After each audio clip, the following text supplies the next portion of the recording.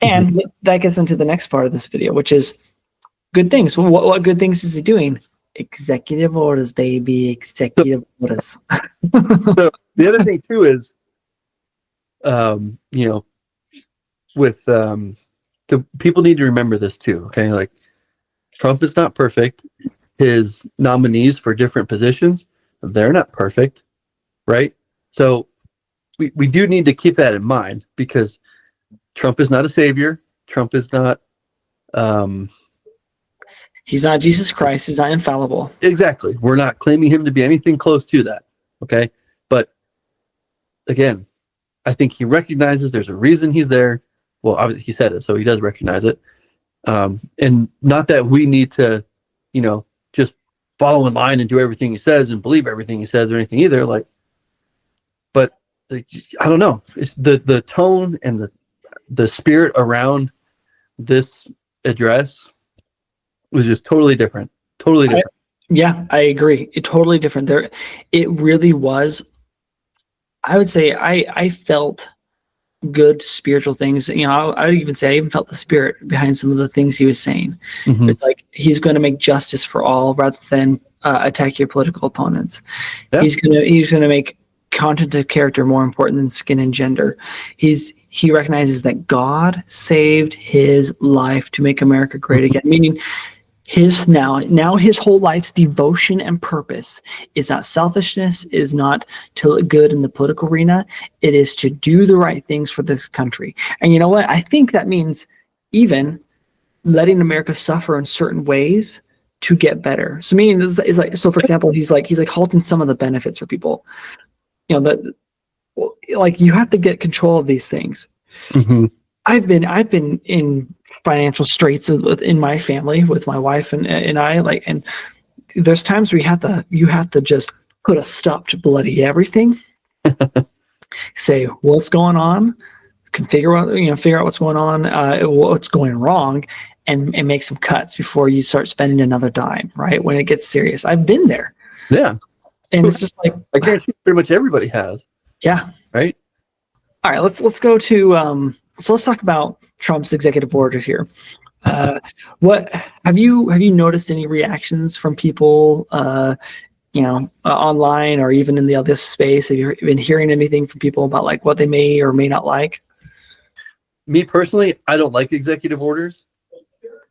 Just because they can be so willy-nilly or agreed used incorrectly. Like we do need to make sure that proper bills are passed and things like that. And I hate to say this, but a lot of these executive orders are things that are just reversals of crappy policies, reversals of negligent policies. The first one, just thinking about closing the border and deportations of illegal immigrants, right? Yep. I think that's probably the biggest one that people have noticed right now. I believe anyways, just because that's literally handling millions of people. A lot of these policies or these executive orders are just allowing people to do the jobs according to the laws that are already set. Just laws too. We're not even talking about unjust laws that need to be repealed. These are just proper laws that make a good, healthy nation. That it prevents stealing through handouts that they give these people, because that's stealing from us, right? Mm-hmm. Jobs, all sorts of things. You are taxing the people to help those who broke laws, right? And also you warp the culture of America, right? When you do that sort of stuff. Right. And then again, right. And then this also brings into mind, well, then what the heck was the last administration doing? They weren't following or enforcing the laws on the books. So they were breaking their oaths of office, right? The executive branch is the one that's supposed to enforce laws.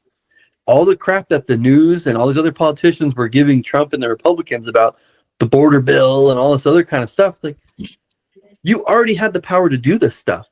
Trump is showing you right now that you had the power to do this, that this is what you were supposed to be doing, but you were purposefully, and I would dare say, premeditatively, if that's even a word, ignoring the laws that are on the books, right? So you're breaking the law there as politicians and, executive agencies.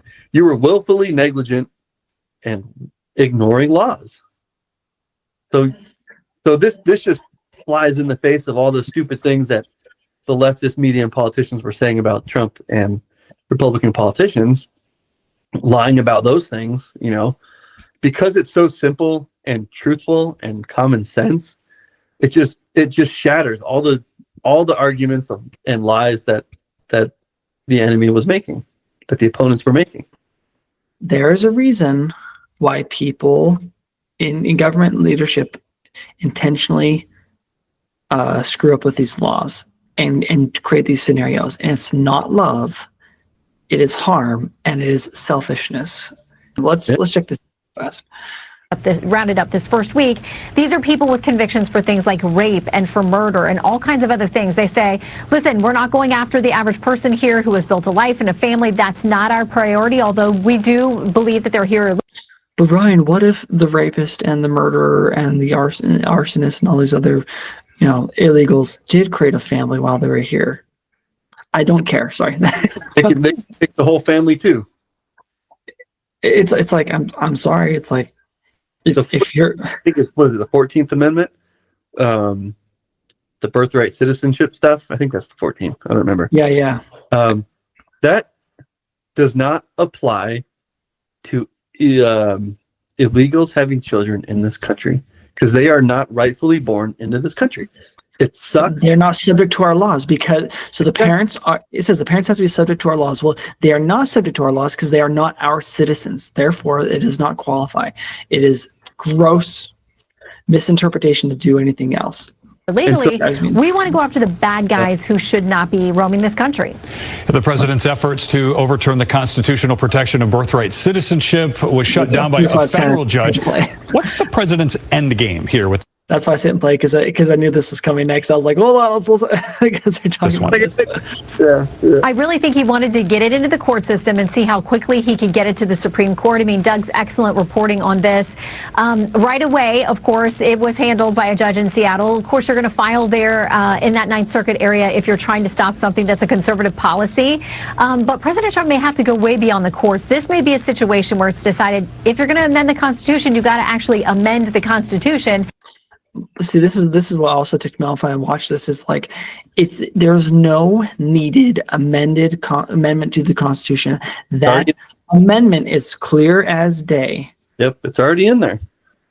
So again, right, just like I was saying before, well, why aren't these politicians, and kind of like what you were saying too, well, why aren't these people enforcing these laws, right? What are they getting from not enforcing these laws? The law is a law, and if we did this in any other country, we would be in huge dookie.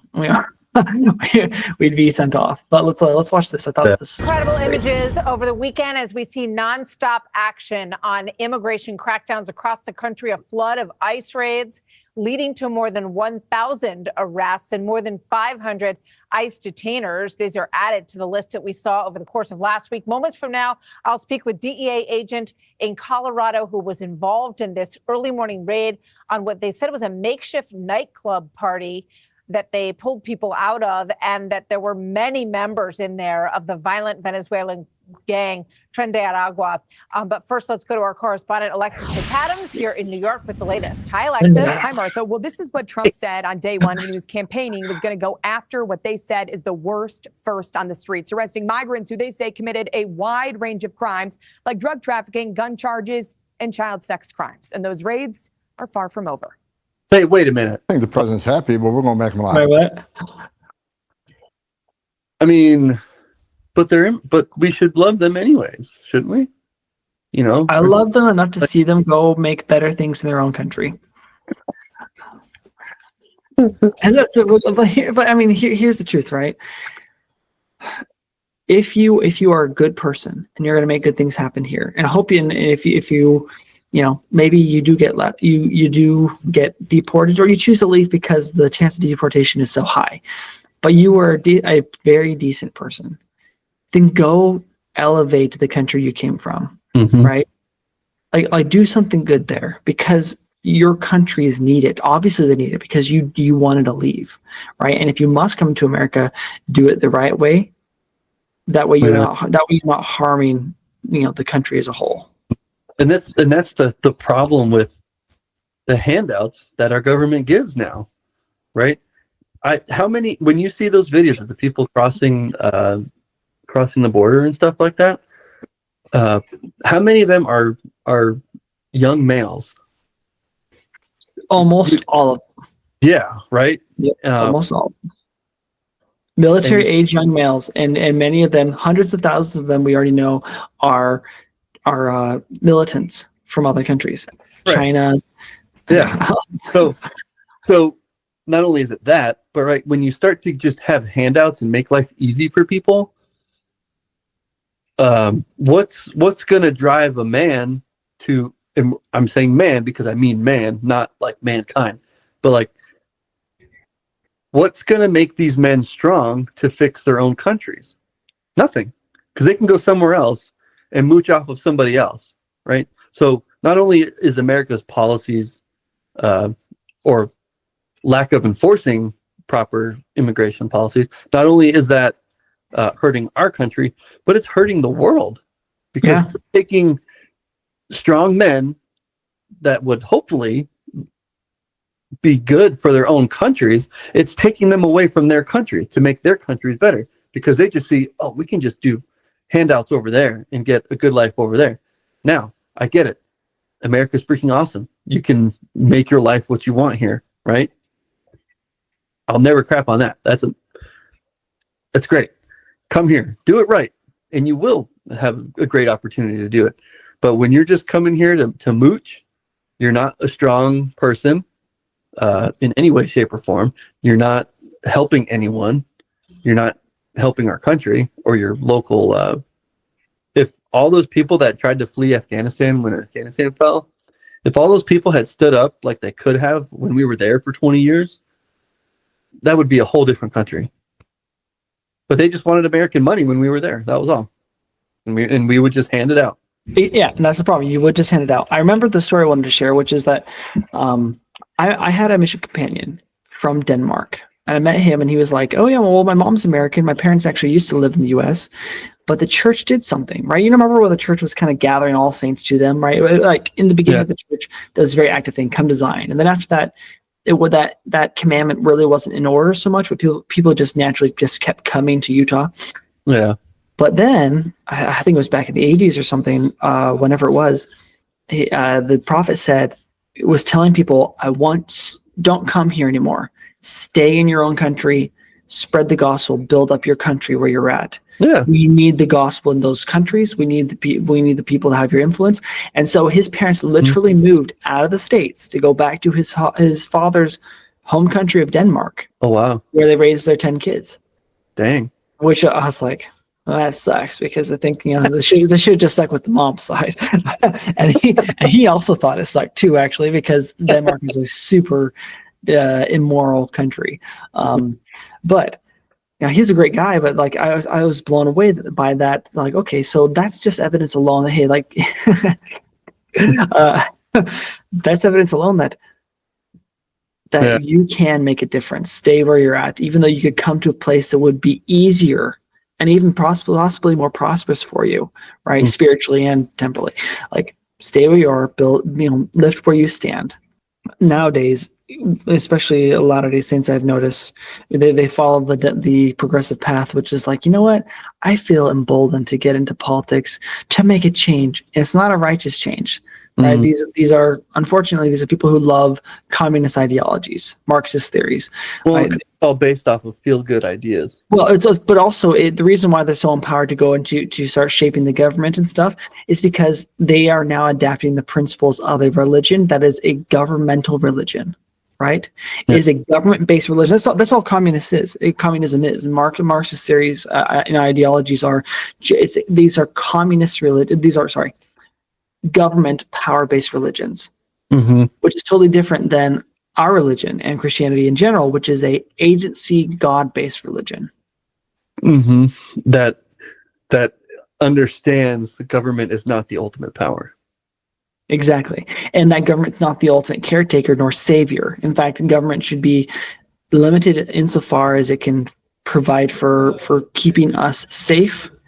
There's a song I would love to share one of these days. It's called "The Idiot," but it's this guy. It's originally an Irishman who made this song, but he's basically telling the story of how he's like, "Hey, I'm working in this factory, and I have to get. And when my manager's not there, I go on walks to get some fresh air, and I miss my hometown. But why did I leave my hometown? Because all the factory there closed, all the jobs disappeared, and the government came giving handouts. And I said, I'm not going to get a handout that I'm not free if I do that.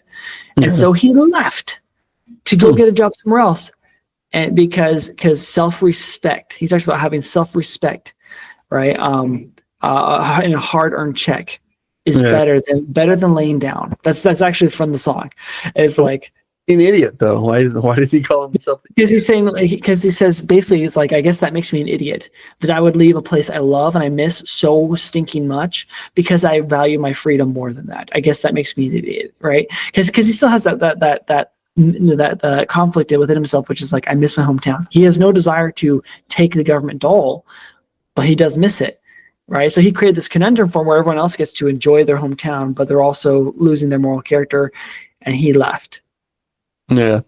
Yeah. And in fact, the whole part of the song, one of the verses, he starts talking to young men specifically. He says, come on, you young men, get off the government dole. It'll rot your soul. Come and work. Fine, right there. Yeah. I was like, oh, like my wife and I love that song. It's so good. We get that tattooed on my side here, you know. I'll put it between my eyebrows. Government dole, rot your soul. Really, really small. They'd be like, "What does that say?" I'm like, "Take a look," you know. Awesome. It's incredible that Latter-day Saints don't fully get that. Sorry, not Latter-day Saints in general. These progressive Latter-day Saints have forgotten that, right? And once you forget God's truths and how they work, all these principles, how they work in harmony together, then virtues become vices. Your compassion is no longer compassion; it is a vice. It is cruelty, right? Well, it turns into stuff like DEI that becomes, we're going to lift up others at the expense of putting down others. Exactly, and I just to put it generally, God can call anyone to any position in the church, right? Just to give this as an example. But he doesn't call just anyone to any position in the church. Does that make sense? He can, and he inspires his leaders to do so, but he does not call just anyone and everyone. He calls those that he sees as ready and prepared for such a calling, right? And maybe they don't feel ready, prepared, and they need that calling for themselves, but they still have something within themselves that will bless and benefit everyone else. Yeah. Right? But like, there's a reason why someone who just barely gets off their mission doesn't instantly become the bishop of the ward. Yeah. So it's like maybe they have to get a little further along in life, right? Maybe they're not ready. Like the Lord can call them, and if he needs to, he will. But he knows it's not the right time. And I say that because when it comes to DEI crap, they're like, it doesn't matter if I steal from all you and we make it even. Like now we all get the same outcome. It's like, who's to say that person A deserves the same outcome as person B? Person A doesn't have the character to merit those earnings. And so they'll waste it, they'll be ungrateful for it, and they will not create a better society. Let them earn what they merit. Person B does work their tail off. In fact, they merit more. And what you did, you stole from them and you held them back. What does that do? What does that do to their spirit and their character and what they could do for their community? They will produce less because they're like, screw this, like, why work harder? They took more from me, right? And then now everyone becomes more indolent. That's all I got to say, Ryan. Anything else you want to add? Well, I guess I hope that people will see it and understand that it's not going to happen overnight, right? So yes, like economically, yeah, we gotta like you said, bite the bullet, pinch the pennies and all that kind of stuff, and don't lose hope when it's like, oh my gosh, everything's not going down yet. Like, give it some time. Like, and it sucks that Trump's only got one term, but hopefully, after Trump, you get like JD Vance in there or something, and he's the president after. Yeah. You know, the weird guy that has a nuclear family that loves him and everything. So Bragg's the richest story. a real one. You know, I would say we now have this opportunity as Latter-day Saints. We shouldn't expect and lean upon Trump to do it all for us. This is now our opportunity to come out swinging and reinforce Christian morality, Christian values and principles in our communities. Yep. Right? Latter-day Saints have a problem where we don't do that. We expect the church to lead out and tell us what to do. Like, okay, is the church talking about this? No, I don't think I need to talk about it. No, go and do your own thing. Do the right thing. Right? The church needs us to spread this, because the church in itself is just an organization. Yep. We are the power of our nation. Mm-hmm. Absolutely, man. I actually wanted to say, if you like this video, don't forget to subscribe and comment. Let us know what your favorite Trump executive order is, or what your favorite part of the speech was. We'd love to know. And your comments really make a difference in who sees this. And the more positive people who are commenting makes us feel a little bit better, because usually it's just the antis who like to comment, but we don't mind going out swinging with those people. Anyways, take care. We'll see you all next time.